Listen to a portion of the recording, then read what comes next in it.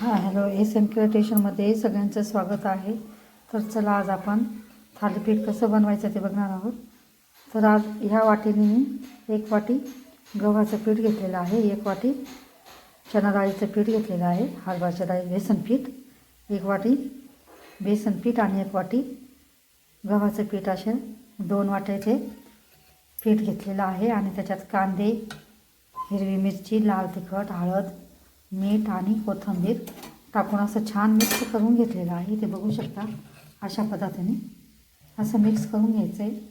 आणि आता आपण पॅनमध्ये किंवा तव्यावर तेल सोडू असे थालीपीठ छान असे टाकून घ्यायचे आहे. असे आपले छान चमचा तेल टाकून घ्यायचं आहे पॅनमध्ये. आणि इथे आपण आता हे बॅटर केलेले ते टाकून घ्यायचं आहे. बेसन पीठ आपण थालीपीठाचं पीठ केलेलं तयार हे अशा पद्धतीने टाकून घ्यायचं आहे. त्याला पसरून घ्यायचं आहे चमच्याने पळीने.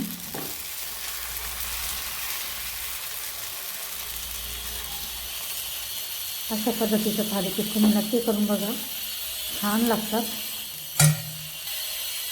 आता आपण आजूबाजूला छान तेल सोडून घ्यायचं आहे. याला 5 मिनटं असं आपण असंच राहू द्यायचं आहे. नंतर आपल्याला उलटून घेणार आहोत.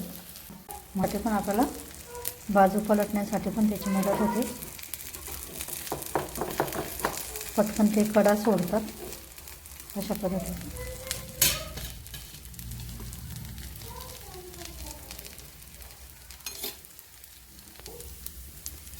इथे बघू शकता आता आपण याला उलटून घेणार आहोत.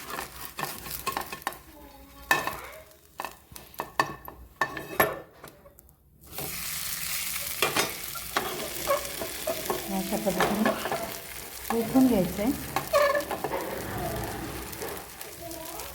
आणि ह्या साईडने पण आता त्याला आपण 5-10 मिनटं छान कमी गॅसवर शेकून घ्यायचं आहे. असे कुरकुरीत छान खमंग असे थालीपीठ आपले तयार होतात.